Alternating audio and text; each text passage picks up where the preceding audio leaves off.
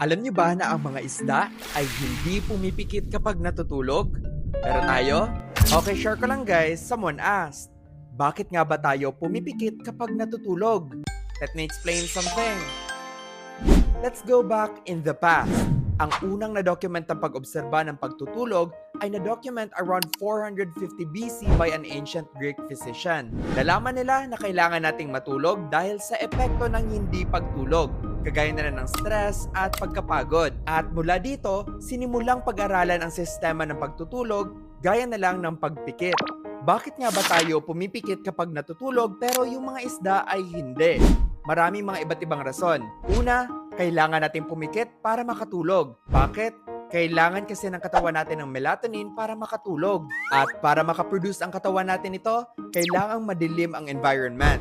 Ibig sabihin, the absence of light dahil sa pagpikit natin ay sinasabihan ng utak natin na mag-release ng melatonin para makatulog. Pangalawa, kailangan natin pumikit para maiwasan ang mga dumi sa paligid na pumasok sa mata natin habang natutulog. Pangatlo, para hindi mag-dry out ang mata natin. Kasi kapag tayo ay tulog, we are less likely na nagbe-blink, kaya hindi gaano naglulubricate ang mata natin. Kaya kapag tayo ay pumikit, a thin fluid covers our eyes para panatilihing basa or lubricated ang mata natin. Pero bakit nga ba ang mga isda ay hindi kailangan pumikit para makatulog? Una, dahil wala silang eyelids or talukap, kaya wala silang kakayahan na mag-close ng eyes. Pangalawa, dahil nasa ilalim sila ng dagat, so walang risk ng pagka-dry out ng mata. Pangatlo, kapag natutulog kasi ang mga isda, pumapasok sila sa state ng restfulness or parang deep nap.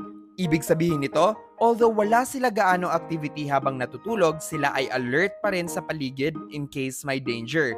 Ang ibang mga isda ay half awake or yung kabilang utak lang ang natutulog. So technically, nakakakita sila kapag natutulog dahil may certain level of awareness sila.